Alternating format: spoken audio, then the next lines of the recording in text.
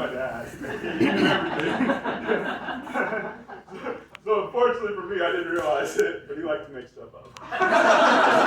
And he was my hero. I believed everything he said. And I remember going to school, doubting my teachers. Nope, you're wrong. Dad told me that's what. But yeah, he's a great man, and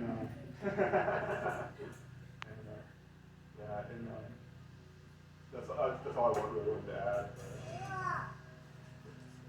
Definitely will be missed. Love forever.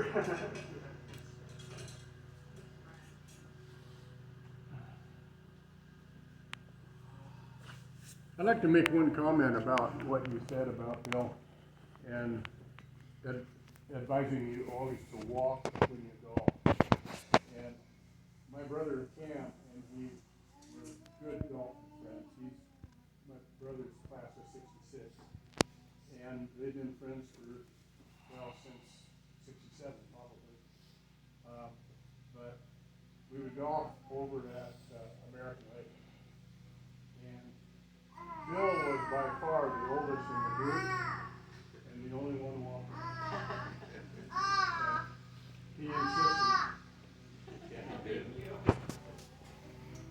I'm Dan, older brother. Anyway, yeah, I lost my dad really early in life. Bill was he was kind of there for everybody. He was just that kind of a rock, not just for the kids, but for all of us. So he used to go skiing with him, and he had so much. He wasn't really into education, and he tried to throw that in my head when we go skiing, and he'd say, "You just can't live trial and go through life doing trial and error." He said, "You have to. You don't have time. So you're going to have to learn some of this from other people."